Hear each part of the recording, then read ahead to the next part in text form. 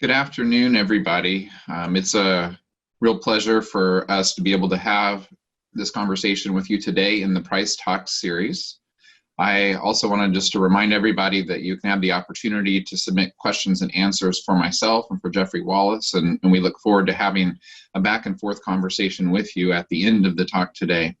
Let me first introduce myself. My name is Gary Painter, and I currently direct the Price Center for Social Innovation, and I've been a professor in the Price School for the last 20 plus years. I think it's important to recognize the moment that we're in, and the topic today is how to build an inclusive economy for unemployed Black youth. The events of the last 3 months, and in particular the last 2 weeks, have really shifted the content of what this talk may have been. From a talk focused on innovative strategies to increase fair chance employment, which is in part what we're going to talk about, and we'll help define what we mean by fair chance employment later in the conversation, to a talk thinking about how to build an inclusive economy post-pandemic, to a more direct conversation about Black young people and the structures that really have to be dismantled and then rebuilt to achieve equitable outcomes for Black youth. I want to say at the outset that talking about trauma and traumatic issues that have been experienced by Black people because of systematic and institutional racism is not easy. I want to recognize my own right privilege is a barrier for me to speak in a deeply authentic way about issues of trauma and extreme injustice that are experienced viscerally by so many Black people. However, we hope that today's conversation can provide numerous opportunities to learn and also to identify concrete strategies to take action. I'm very privileged to be able to introduce someone that I've been working with and the Price Center's been working with their organization LeadersUp over the last couple of years. Jeffery Wallace is truly a social entrepreneur in every definition of that word. He's uniquely equipped to fulfill not only the role of being a visionary, but also of being an architect to actually find sustainable solutions to social issues. He's currently the president and CEO of LeadersUp, which is a nonprofit that bridges the gap between the untapped potential of young people and the business challenge of finding and keeping the talent that they so desperately need. LeadersUp has established best practices on how to do this, how to facilitate employer-led solutions. Their work is located in the Bay Area, in the Los Angeles region, and in South Chicago. He's also a fellow of the Presidio Institute and a Metropolitan Non-Resident Fellow at the Brookings Institution. And now I'd like to introduce Jeffery and turn it over to him to share a little bit about the work of LeadersUp, and also to share about how the moment that we're in has actually shifted the work of an organization that was already dedicated to anti-racist practices, but now just perhaps there's even a broader emphasis in how they're doing their work. Jeffery, it's my pleasure to turn it over to you. Thanks, Dr. Painter, and it is a privilege to partner with you and the Price Center for Social Innovation and be a part of this Price Talks today. I think at a very critical time in our nation, a critical time in our state, and in our city of Los Angeles.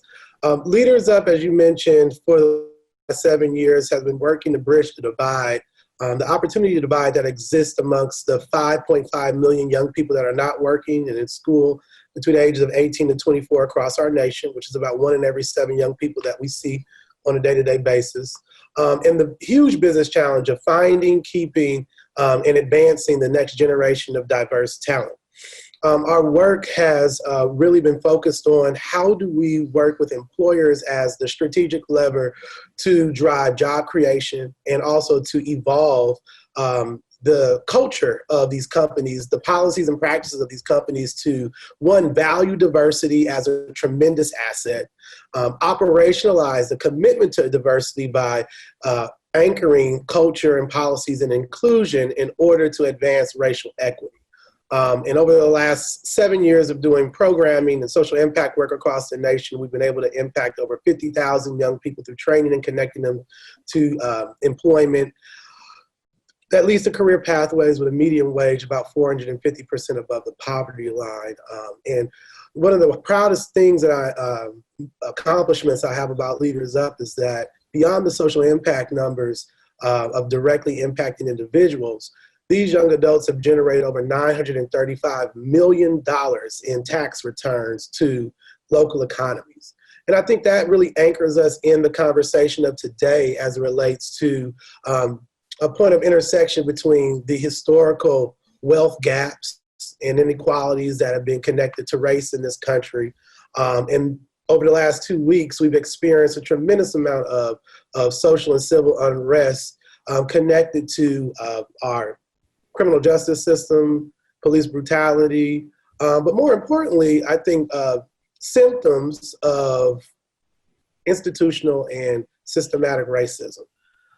So over the last week, LeadersUp, our board of directors, which is made up of a cross-section of corporate executives, nonprofit, philanthropic executives, and academic leaders like yourself, we came together to, one, stand in solidarity across the nation with movements like Black Lives Matter and movements that were proliferating the streets across the nation as an anti-racist organization.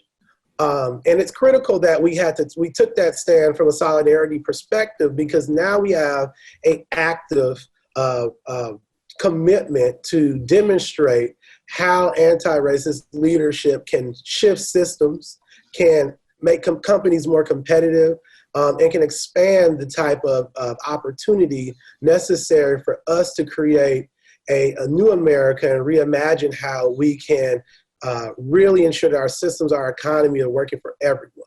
I think that as we are against the backdrop of COVID-19 and the impending economic reordering that our nation is going to go under, it's critical that we look at the changes across our economy through the lens of the historical backdrop.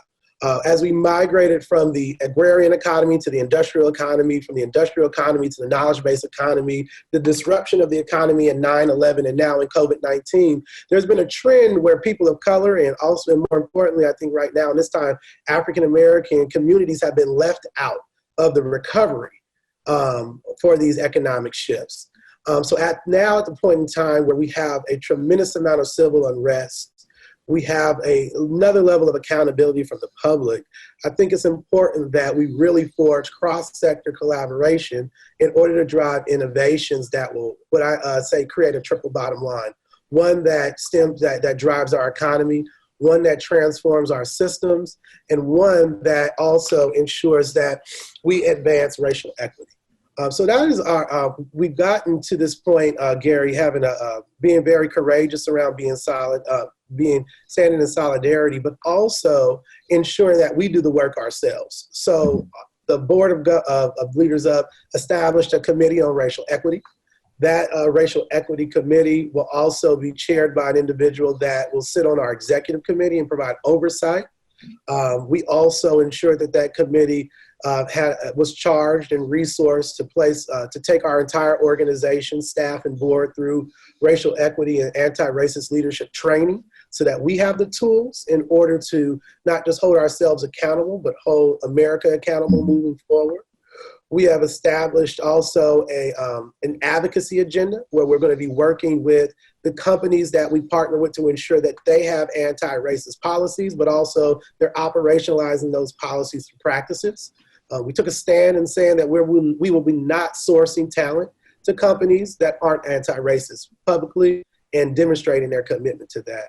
And last but not least, ensuring that every standing committee on our board also have goals that advance racial equity. So that's the first step, and I think the real work for us externally is really partnering with corporations that understand they can play a tremendous leadership role in dismantling systemic racism that is exacerbating the wealth gap between African Americans and the rest of the nation. Great. Thank you so much, Jeffrey. I think you have provided a very critical model for how all of our organizations who rhetorically are speaking to the same issues of how, but reflecting at the same time of how to be anti-racist in our practice and how to take action to dismantle the systematic racism and institutional racism that persists in our market systems, in our public systems, and in other systems. And I think this really brings to a point and an opportunity to uplift, excuse me, just to uplift kind of an approach to this problem, to approach to problem solving. And while, as I mentioned before, we were going to start initially our conversation around just something very specific, which is there are barriers to people who are not working and are not in school right now that are there because of these systems. And we were trying to uncover innovative ways and practices that employers and complementary public policy could act and to move forward in order to find that solution. But we actually need to step back and kind of consider, what is social innovation? Why social innovation? Why is that the right approach to address both the issue of barriers to employment that young people may have, but also these issues much more broadly of systematic and institutional racism? And so at the Price Center, we really emphasize that complex and previously intractable problems actually might require innovation frameworks rather than traditional public policy frameworks to move us beyond conversation and problem identification and policy proposals to actually creating an action and learning orientation rather than a methodical orientation that relies on first deeply developing an understanding of the problem before getting to those solutions. We have this illustration animation here to kind of guide us through this. We define social innovation as an iterative, inclusive process using innovation frameworks to achieve more equitable and or just solutions to address these social problems. And it has 4 critical elements of co-production, piloting, scaling, and diffusing those solutions.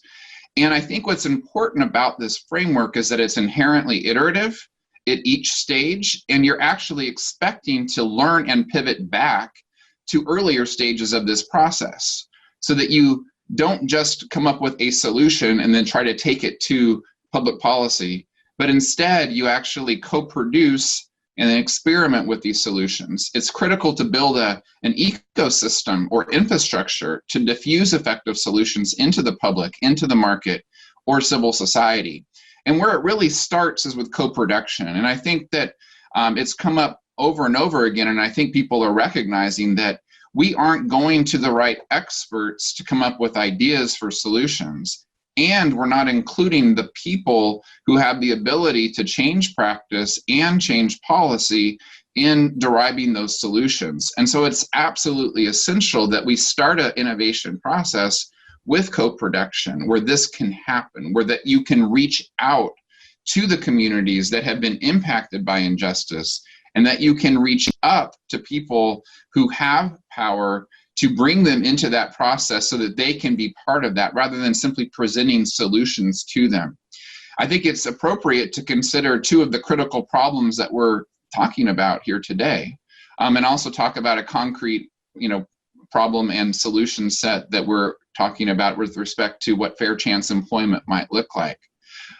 Jeffrey alluded to it earlier. In the United States, we've systematically prevented the accumulation of wealth by Black people.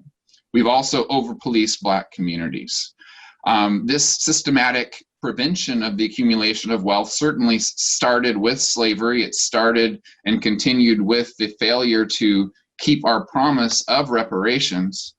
And it had continued as we didn't allow Black people to have the same access to home ownership as white populations. So we can think about those sets of issues. We can think about what reparations means or could be, but rather than spending our time simply finding the right solution for reparations, we actually need to start leaning in and working immediately with all stakeholders to develop ideas that can move us toward a society which doesn't systematically prevent Black people from accumulating wealth. We could also, again, have that same mentality in thinking about what does it mean to change how we practice with respect to the police. We've heard the term defund the police, and I think some of us know what that can mean. Others of us are very confused by such a process. So it's important to kind of, again, think about leaning in. What might that mean? What does it mean to shift resources? What does it mean to alter practices? What does it mean? But I think critically, we can't wait to just get that right policy proposals, but instead to begin a process of social innovation to discover these solutions. And Jeffrey and I thought it would be really helpful if we highlighted our partnership and our work as it relates to fair chance employment. And Jeffrey, maybe I'd have you begin that conversation, introducing our work, and then I'll kind of fill in gaps before we actually move to a time of question and answer. Sounds great, Gary. It was a great opportunity for us to partner with Gary and his team to really take on building a coalition of employers that recognize in the process of dismantling the industrial prison complex, there is an opportunity for employers to evaluate how their talent acquisition strategies as it relates to formerly incarcerated or justice-involved youth. About 2 years ago, or even beyond that, the nonprofit sector, advocacy sector, and philanthropic sector in LA County started to focus in on shrinking the juvenile justice system and growing the youth development infrastructure across the county. We understand that from a cost-benefit analysis, it's more efficient and effective to educate, empower, and equip young people to maximize their potential than it is to incarcerate and be custodians of young people in their lives while not developing them at the same time in the juvenile justice system. So as the advocacy community was moving that agenda forward, philanthropy was funding resources to rethink the juvenile justice system and more of a youth development system. USC and LeadersUp thought our role in this process could be, how do we ensure that these young people that are either diverted from the system or exiting from the justice system just doesn't have a safety net, but more of an opportunity trampoline. And that opportunity trampoline, we felt, would be focusing on aggregating a number of different employers that said, hey, I've heard about fair chance employment. I know that legally there is a ban-the-box policy in California, but quite frankly, I don't know what to do in order to, one, not have at risk for the liabilities associated with my insurance, and two, really have the defined language and policies and practices to overhaul our talent acquisition strategies to be fair chance, as well as our culture to be inclusive of individuals that have been diverted from or exiting the justice system. So we partnered together to secure an opportunity to the California Workforce Development Board through their innovation grant funding to pilot a strategy that would recruit employers, educate employers, and then pilot fair chance practices with these employers so that we might lift up, to Gary's point, in the framework of social innovation, solutions that then could be scaled and diffused across corporate America. Big picture, our vision was, just like buildings can be LEED certified based upon their sustainability infrastructure, that we want to be able to validate the practices and lift up employers that's doing this work in an intentional way.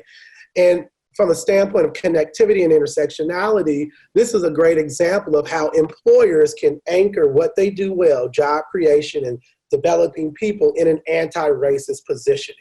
Because ensuring that people who have been released from prison or diverted from prison have access to opportunity curbs recidivism, also ensures that we have more social services resources to go to other parts of our community instead of probation and other things. So this is a tremendous opportunity for employers to operationalize that anti-racist perspective. But that's the big picture and some of the great progress we've made through the partnership so far. Gary, anything you want to add? Yes, thank you so much, Jeffrey. I think where I want to add is just to emphasize that some of the initial processes and even piloting that we've been able to do in working with employers and working with other community leaders has identified and taught us so much, even before we actually have a specific kind of practice that we're now asking employers to scale. And I think that's really how we lean in with the social innovation process, is to recognize that here we are, and I just wanted to emphasize one of your points, that there are many employers out there that actually are dedicated to a set of anti-racist practices, that they want to figure out how best to, within the structures, the market structures, the public structures we have, actually to have a workforce that is diverse, that is not excluding folks. And yet many HR directors go, well, I don't know how I can do this. And that means that we're really actually attacking the structures that are there, that unless we sat in these co-design sessions, we wouldn't have even known where those structures were before we could even talk about how should job postings shift? How should interview processes shift? How should onboarding shift? All of those kinds of things that people are certainly very open to, but yet not having the real infrastructure in their own organizations to move from a world which was operating in one way, which did create explicit barriers for people who had justice involvement at any point in their career, whether they were arrested but not convicted, or whether they had been incarcerated. And I think this is an important distinction that I know our research found, and it's just that so many people have been arrested, even for misdemeanor offenses. They don't get these arrests that aren't don't become convictions expunged. It ends up being a barrier to labor market success and housing market success, just because of how our institutions collect and disseminate those pieces of information. And so while we are in this work with the Workforce Accelerator Fund of the state of California, having to confront what this means now, how can we do this in a situation where there has been some retrenchment in hiring or a pause in hiring, but that there continues to be a need, and especially shifting industries, for a diverse talent pool to actually be able to effectively move forward. The work that has to be done, even if it may take time for the economy to get rebooted to where it needs to go. And I think we've all seen that this is an opportunity for a reboot, a restructuring of the economy based on market principles and the public sector's partnership in setting the rules of the game as an institution.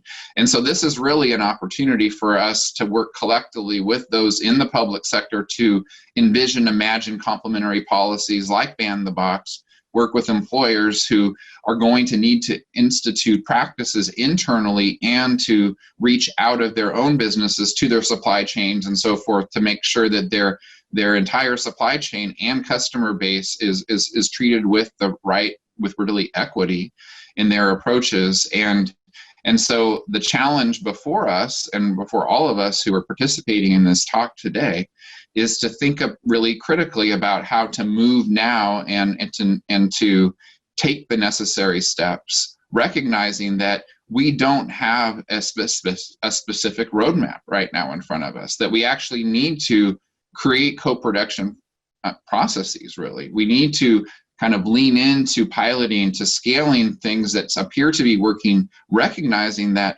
they are likely not to work initially. And instead reveal the places that we can do better, and then ultimately build an evidence base and a movement around the practices that are actually moving us to a more just economy. And then from there, really identify and really solidify new structures to make sure that we do have an inclusive economy. And so that's in part a description of kind of where we are in this moment, both in this project, but also you can see that these same issues that we're dealing with in this particular project on fair chance employment are issues that all of you who may be working in different areas are likely facing in your work as well. So with that, I don't know, Jeffrey, if you have any other just kind of final thoughts before we move to Q&A. I think you're spot on, Gary, as it relates to we have to be committed to moving with alacrity and be iterative and flexible, and being committed to having a learning agenda across all the spectrum of social innovation that now has to occur once we move into recovery mode from COVID-19, and even to recovery mode into the shock that America has had around the civil unrest related to structural racism. And we just have to be courageous in doing that. And being able to own our privilege, and also understand that, to your point, that co-development process is so critical. The Presidio Institute Fellowship that I was a part of really anchored my leadership in this framework called cross-sectoral leadership and collaboration, which is different than some of the models of the past, like collective impact, et cetera, where sectors can bring both their interests and their capabilities and be transparent about some of the barriers to being more inclusive to the table, and develop through a co-design process a strategy where all interests are met, All capabilities are being utilized at from an optimum standpoint. And most importantly, we're advancing an agenda that again goes back to, that triple bottom line return on investment. So I just want to underscore the point that you're making in this example of our project being a co-design process of cross-sector leaders coming together to advance racial equity and systematic systems change simultaneously is an example, but this is something that we have to scale as a practice across the nation if we are going to, save America from a standpoint of it maximizing its economic potential by including all Americans to have access to opportunity and contribute in that manner. Absolutely. Yeah, thank you so much, Jeffrey. Caroline, I think you're going to help us by asking our first question. Yes, somebody would like to know, what can the federal government provide to help? The list could actually be quite long on this issue. In some ways, I often, the first thing that I think of is actually enforce the laws that they have on the books around issues of fair housing and labor market discrimination and those kinds of things. We have actually, in some cases, pretty strong laws, but we don't enforce them in ways that are absolutely essential. But that's much more of a kind of a focus on, kind of reducing barriers that sometimes are, and oftentimes I should say, our systems will put back up there. But there's actually far more that the federal government could do in specific areas. And Jeffrey, I don't know if you want to speak to it as it relates to building an inclusive economy, or I could speak to it on some other issues as well. Yeah, I think that the federal government is going to have a tremendous role to play as we think about the resources that are going to be allocated towards recovery, right? We saw in 2009, the American Recovery and Reinvestment Act, from a workforce development standpoint, was issued to really ensure that we had rapid reattachment to the labor market. But ARA, or the American Recovery Reinvestment Act, did not work for everybody. Just like the New Deal was actually just for white folks in America and not for all people when FDR pushed that initiative. The Great Society was just for a segment of America as well with LBJ. So we really need to be thinking about, again, to your point, how do we bring the right leaders to the table from diverse perspectives to ensure that the policies that are being put in place around our recovery are intentionally designed to be inclusive. So I think structurally that looks like ensuring that the workforce development resources are really being allocated to target those that are most marginalized and have been oppressed by systemic racism. I think that there needs to be subsidies and incentives in place for employers to practice more inclusive behaviors, as well as not just from the recruitment side, from the learning and development side, and ensuring that these employers also build public-private partnerships with large academic institutions and systems like the community college system, because as our economy is being reordered, it's shifting, and there's going to be a new set of skills and competencies we need to be globally competitive as a country. And in order for us to meet that demand at scale, we have to also reimagine what education, what learning and development looks like. So those are some things from the workforce development side, I think, Gary, that the federal government can play a tremendous role in ushering these states that will towards a more inclusive recovery strategy. Yeah, no, I agree wholeheartedly, and I could speak to other issues, but I think this conversation, it might make sense to focus on this and or some of the policing issues that are in front of us. But I just want to speak to on the labor market side, and emphasize Jeffrey's point that what we have seen in past recoveries is that the resources are targeted sometimes out of expediency and sometimes out of just straight up racism, that we want to provide the resources to the people who are already in systems like the unemployment insurance system, or they're living in particular communities where resources have flown in and out more effectively than in the past. And so while we did see a recognition of the gig worker in the first wave of recovery from the federal government, I think it's going to take a much more systematic appreciation of how work has shifted. And that sort of work, which is much less stable, is the kind of work for Black people and for immigrant populations, that is much more prevalent as a percentage of all workers in those populations than among white people. And so if that's the case, then the federal government needs to provide the resources and structures to make sure that those who have been moved to a much less stable labor market kind of attachment get the opportunities to actually create stability in their own work and in their own pathways. So I'll just pause there and turn to another question. We're getting a lot of really good questions in, and so I'm having a hard time choosing them, but I think this one is very provocative, and I'd love to hear your take on it. Somebody asks, by springboarding those that are justice involved into a program, does that push them to the front of the line over those who have not had a misstep? One way of thinking about a springboard is that if, again, these are analogies, is that there are some folks who have actually had through our systems a canyon created between them and a just outcome, an equitable outcome. And so one way of me interpreting the analogy of springboard is that it gives the opportunity for someone to jump that canyon that through their own devices, if you will, given the structures that have been placed to prevent success, they're not going to be able to make it across the canyon without that trampoline. And so that's my interpretation of that analogy. And there's a lot of people who have written very deeply on what does it mean to have equity in our outcomes and in our systems versus just making sure that each person, given where they're at, even if they started at wholly different places, get the same amount of workforce training. And then you somehow hope that despite the chasms that might exist between what Black people might have to overcome and white people might have to overcome, that they're going to be able to get to an equitable outcome.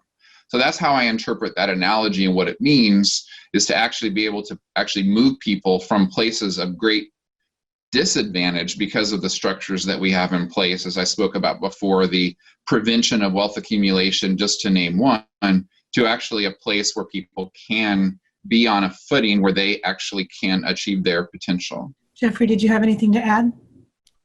I think Gary did an excellent job in providing further context. I think that one of the things that we have to be honest about, and when we look at the data, and Gary lifted this theme up earlier in his opening comments, is that African American communities are over-policed, which means young Black kids have a 5 times more likely rate of being arrested. And that arrest record criminalizes their labor market participation significantly, because 85% of employers utilize FBI data for their background checks. And that FBI data has already been revealed that 1/3 of the records, the arrest records on file, cannot be connected to a criminal court case or a court conviction. And the last time I checked, I thought we were innocent until proven guilty in this country. But that's another example of how systemically these young people have had a misstep themselves based upon just living in a certain zip code. So I think we also have to contextualize some of the, to Gary's point, some of the societal structures that exacerbate that canyon between opportunity and young people. That, a zip code should not determine one's future. Thank you both for that. I'm going to ask one more sort of more general question, and then the others refer more closely to the project that you were talking about before. So this one is, how do you forecast the success of Black citizens during the Green New Deal? Could this reset present another era of institutional disenfranchisement? Well, I think it's just as I was talking a little bit about, I talked about the idea of reparations because of our failed promises and our actions to prevent wealth accumulation for Black people. I talked about the term defund the police. I think the term Green New Deal is actually a term that most of us don't understand what it can mean or so forth, but rather it uplifts a principle that as we move forward, the environment and justice and inclusiveness in our economy is essential. And so to that end, it has always been possible, and Jeffrey mentioned it earlier, that oftentimes in recoveries, communities that have experienced direct, intentional, or or just through lack of enforcement, disinvestment in the past, are often the communities that aren't included in the new ideas to move us to a new economy.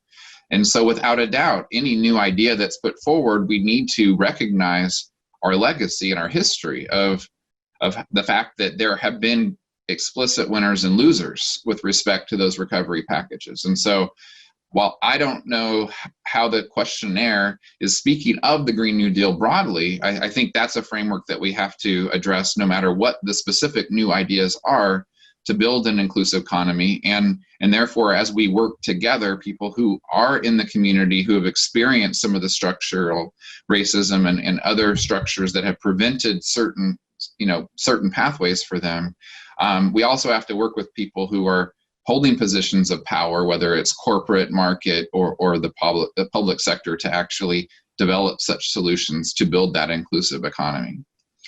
Jeffrey, you have any thoughts specifically to the Green New Deal? Well, I think broadly, Gary, these strategies for recovery and policies, they just have to be pressure cooked through in how they're advancing racial equity. And as we're looking at different elements of the deal and policy, ensuring that we're looking at those policies critically through the ends of how do they advance or how do they impede racial equity as well, and be honest about that, whether that be through the procurement strategy associated with building the green economy and federal contracts. I mean, one of the things that COVID-19 has showed us tremendously is that the federal government can move with alacrity, lax, some of the bureaucracy in order to swiftly and rapidly address an issue. And I think that since we've seen, systems really start to evolve and adapt, it's important that we don't allow those systems to retard and actually devolve and go back to business as usual. We've seen what the education system can do with distance learning, and we've been really advocating for distance learning and blended learning for decades now. The reality is that these systems have held itself back, and now that this pandemic has pushed them to and shook them to think differently around how to provide their services and think through new capabilities, I think it's important that we don't allow us to move the goal line back for these systems, and that could be indicative in the Green New Deal policy opportunity as well. Thank you very much. Speaking of COVID-19, somebody asks, COVID-19 has accelerated a move to virtual-based employment. How might this provide a new opportunity to enable Black youth to work beyond the borders of their communities, where opportunities might be more scarce? That is a fantastic question, because we understand transportation is the #1 barrier to employment for all people in America, not just young people of color or Black youth. And I think part of what we need to do is pandemic-proof the next generation of talent, ensuring that they have the skills and competencies to facilitate a virtual workplace, to facilitate themselves in a virtual workplace environment. They're knowledgeable of the platforms, the tech solutions, the protocols associated with being more effective in the workplace when you're virtual. Also being able to manage yourself in the independent work environment becomes critical. So I think at the end of the day, you're absolutely right. COVID-19 is going to has required, or the post-COVID-19 economy is going to require a new set of skill sets and competencies that need to be codified. They need to be integrated into the interventions around career readiness, so that young people have those skills to be more effective, and that young people, to your point, can take advantage of opportunities that are beyond, the public transportation system or their neighborhood. It's a tremendous opportunity. However, we need to ensure that in a virtual workplace enabled economy that we have access to Wi-Fi. Wi-Fi and access to broadband at this point is a human right. It's a utility like water and electricity and gas and power. And at this point in time, if we're going to shift the economy so that we're anchored to or tethered to a broadly virtual workplace and labor market, we then, to Gary's point again, have to innovate with a mindset of inclusion and be thoughtful around how do we ensure that everyone has access to the resources to be positioned to be effective in this new economy. I just want to add one thing. If you're going to be working virtually, you're likely going to be interviewed and applying virtually for jobs. And what research has shown to this point is that it's much more effective to apply for jobs and to interview for jobs vis-a-vis a laptop with Wi-Fi, strong Wi-Fi connections, than it is to try to do something through pure mobile device technology. And that's in part because the platforms on mobile are not quite as flexible for these purposes yet. Hopefully we'll get there. But that's something that we have to pay really important attention to, since that's the front door of a move toward and I love the phrase, the pandemic-proof economy for folks moving forward. Thank you both for that. I have a couple questions here around the social innovation process and how it might relate to this project and others.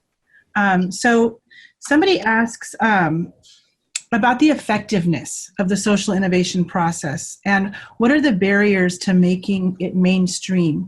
Innovation frameworks have been discussed over the years. Why now? It's a great question, as that's something that the Center for Social Innovation actively is exploring, not only kind of from an purely academic perspective, but in close partnership with true social innovators like Jeffery Wallace and LeadersUp and many others that we're working with. I think what is important to keep in mind is that, there are certain kinds of problems in certain circumstances where the social innovation process should be brought to bear. And there's also likely situations, because the risk factors associated with doing innovation and enacting public policies in the public sector, we might want to rely on our current systems and processes of political change. And so I think what we've seen is that, if you have an intractable problem, the problem that, and I say the word intractable because sometimes it's intractable by choice, because of a lack of action or actually deliberate inaction or deliberate, action that harms certain populations. But if we have these complex or problems that have been with us for 20 years, 30 years, 40 years, 50 years, I think it goes without saying that we need to approach it differently. And I think what's different about the social innovation process as we're explicating it and trying to partner with organizations like LeadersUp to actually, refine it and so forth, is that it really does lean in to a learning process, and actually solutions kind of really mindset before you have a full idea of what the real problem is and all the deep factors that are there, recognizing that you can actually learn as you try. And I think what's been challenging in the public sector processes, especially, and even with philanthropy, is that we kind of have this one at a time mentality. If something doesn't work, quote unquote, a new idea, then we actually kind of don't simply immediately recognize that's part of the learning process and therefore go back to co-produce new ideas. Rather, what might happen is that we create this idea, and I'm an economist by training, and I've heard this many times from economists who study nonprofits, and I've certainly read it, and I appreciate this thinking, is that if we provide a competitive environment for nonprofits, then those philanthropic resources will go to those who are coming up with the best ideas. But that's a process and an approach that isn't going to allow successful iteration. And I think in particular, there are certain kinds of complex problems where you're going to need that approach. And I think we can identify, we've talked about just 3 of those here today, where we've really only had time to get a little bit deeper as it relates to fair employment practices. So I'll pause there because this is a conversation that I have and probably teach semesters worth of courses on. So folks would like to know how this information that comes from this project will be shared out with policymakers and decision makers, and also what sorts of data might result from this and other projects that you're embarking on. Well, I think that, we have what I would call our traditional platforms to share the results, which means reporting back to the state of California, putting things up on our website, publishing in both practitioner venues and also academic venues to make sure that people can actually access this information. But I think importantly, and Jeffrey maybe can speak to this more, you actually disseminate not by just simply passively posting reports and information, but you disseminate by actively partnering with organizations and corporations that want to see this kind of change. And I think, Jeffrey, your work has demonstrated how some of those pathways can be successful at disseminating information. Yeah, absolutely. I think one of the things that we've been striving towards at LeadersUp is to, and it actually follows the social innovation framework, is piloting and testing on the ground with a multinational company in a specific geography so that we can see the type of return on investment that the company is looking for, whether that be retention rates, advancement rates, growth in leadership from an entry-level individual to a supervisor, et cetera. So there's a myriad of different, I think, HR accounting metrics that could be associated with fair chance employment to codify the bottom line benefit so that it would justify scaling that strategy across the enterprise of a strategy of a corporation, which is, I think, one of the main directions we're going in as it relates to testing on the ground and in for our scale strategy. Secondarily, I think corporations have a tremendous opportunity once we really have some strong results in this area to add to the broader canon of research already out there around the validity of fair chance employment, is ensuring that employers are communicating and amplifying the positive results of this strategy across their own, from a B2B perspective. And I think that's one of the opportunities that is usually missed when we are really talking about economic strategies, et cetera, that we leave the business voice and vehicles for business communication and marketing off the table when research has shown B2B communication is one of the most effective ways to advancing any policy movement across corporate America. And the last thing I think also is their supply chains. So employers have a tremendous amount of opportunity to infuse these type of anti-racist, inclusive strategies across their supply chain. We see it through supplier diversity strategies. We've seen it through the sustainability and environmental movement, how corporations can use the power of their supply chain to tremendously scale these type of inclusive strategies and get the word out. Excellent. Thank you so much. I think we just have one or two more questions, and you sort of touched on this one, Jeffrey, so I will ask it again to give us a chance to talk a little more about it. Can you talk a little bit about non-government examples and co-production? So are there small business partnerships and large business partnerships? Do you have an example that you're working with now around, can you talk a little bit more about co-production specifically with the work that you're doing? Gary, you want to talk about some of the co-design sessions that your center led with LeadersUp around this work? Sure, absolutely. And I know that you have a much broader Fair Chance Coalition that you're working with employers. And it really is as straightforward as, reaching out to, for the work that we've been doing. We had rooms full of 15 employers and other leaders from the nonprofit community and people who had struggled in obtaining jobs because of justice involvement in the past, sitting in the same room to really talk about these strategies. And what came out of those sessions, and we had multiple sessions, is really an identification of what might be a set of possible pilot strategies to change how recruitment happens and to change how retention happens. And the next step then is to walk with a single organization, then multiple organizations within their own kind of units. And then, as Jeffrey said, diffusion or scaling can happen within particular companies and corporations, but then it also has the opportunity through this broader coalition of business leaders that LeadersUp has put together to diffuse, certainly in the places where LeadersUp works, in the Bay Area, LA, and Chicago, but much more broadly. So it's just, and I can give lots of other examples for how this has worked in other issue areas where the Center for Social Innovation works, in homelessness, around economic opportunity, and other spaces, and even starting to emerge around people focused really on educational opportunities as well. Jeffrey, is there anything else about how you've cultivated that Fair Chance Coalition and what your expectations are for those members? Yeah, our expectation is that we'll also start to build public-private partnerships between these employers and like the juvenile justice system or the justice system in general, so that one, we can ensure that these individuals that are justice involved understand the competency, skills necessary to be effective in high growth sectors that these employers represent in. So that means employers have to think beyond their quarter results and really think strategically around their own human capital strategy, right, to have that information.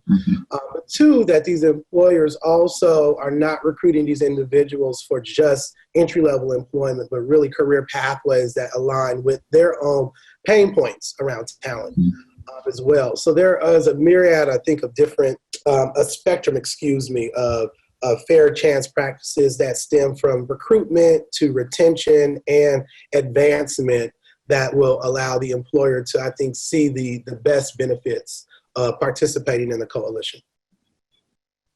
Oh, wow. Now we've had an influx of many good questions, so I'm going to try to do these quickly. All right. Are there any studies or efforts you can highlight that focus on a geographically inclusive economy?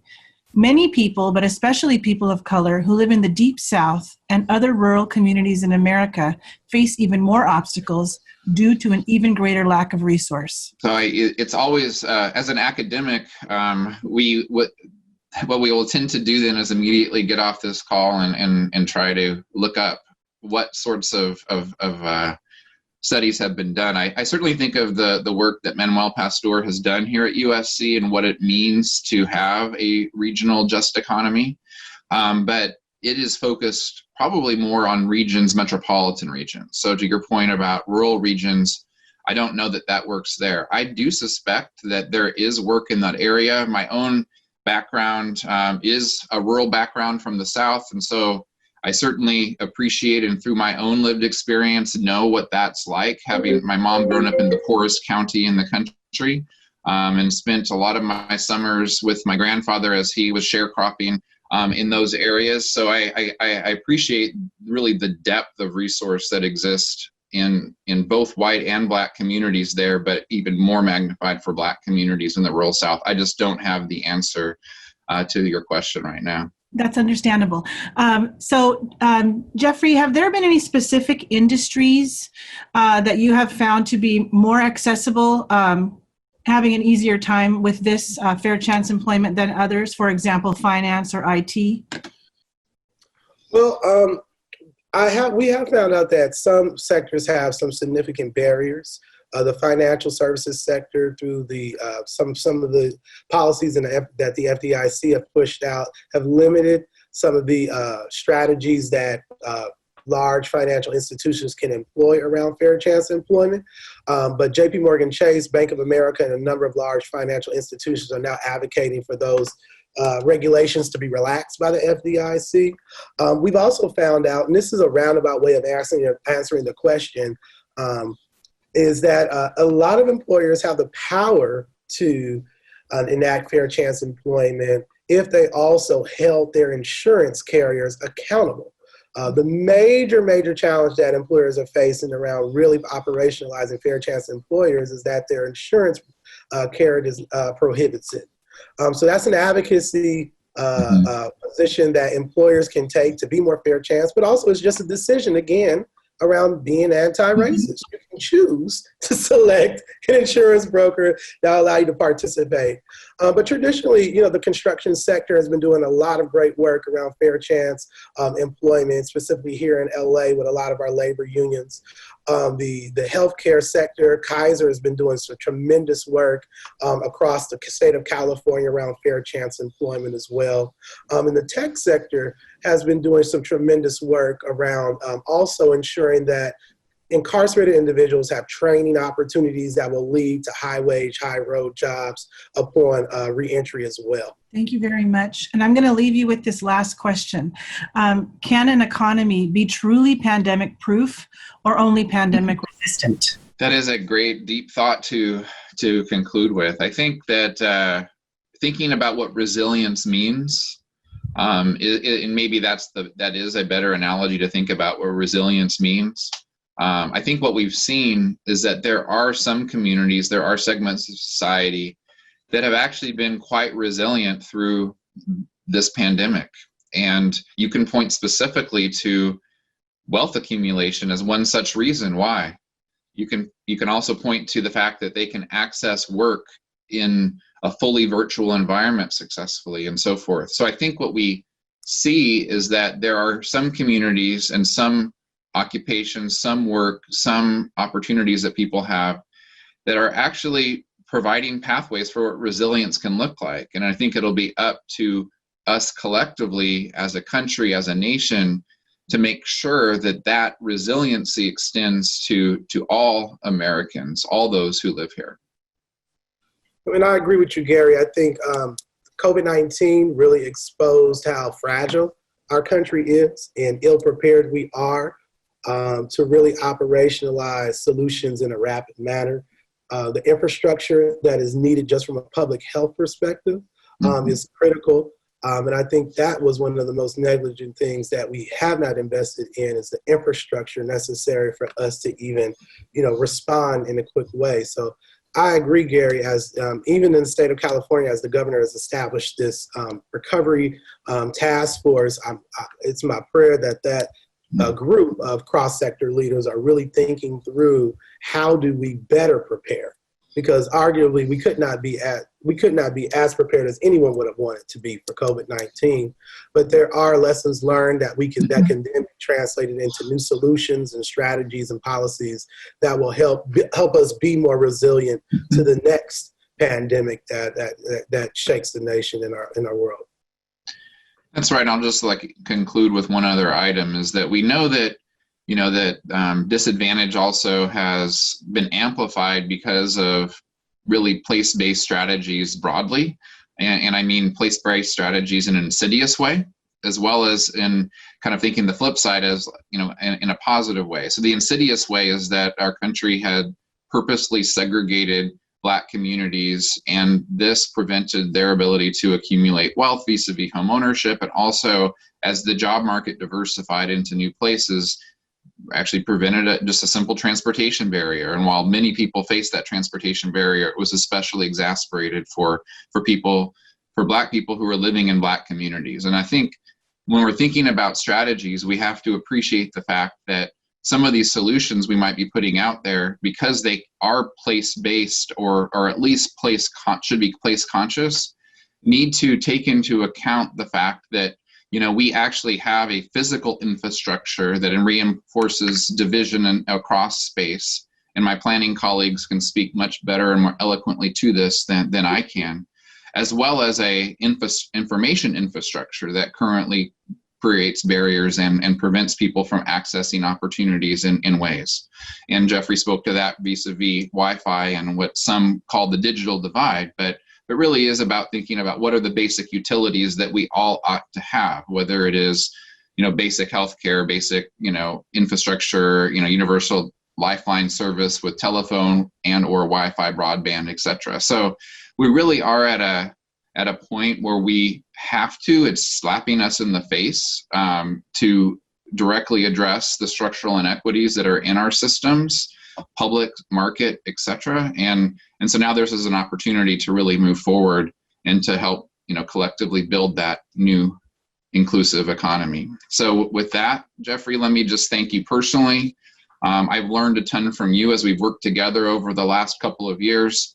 I know, learn much more than I teach you as we work together throughout this process, because you're out there on the front lines every day, working with corporations, businesses, and people who are looking for jobs. And I really appreciate our partnership. Thank you, Gary. I appreciate our partnership as well. And I just want to welcome those that are viewing today. If you are interested in being a fair chance employer, to reach out to the Price Center. Our project is still going on. There's opportunity for employers to participate in these pilots. And I think this is a seminal moment for employers to not just speak truth to power, but actually put deed to power and really partner with us on this anti-racist strategy, but also on this strategy that I believe that will help our economy recover in a more inclusive manner. So Gary, I appreciate your partnership. We find it a tremendous value to have an academic partner like USC and the Seoul Price Center for Social Innovation as one of our anchor partners to really move this work forward. Well, thank you very much, Jeffrey. It's a pleasure, and I look forward to engaging with our audience over the next coming weeks and months. Bye for now. Take good care.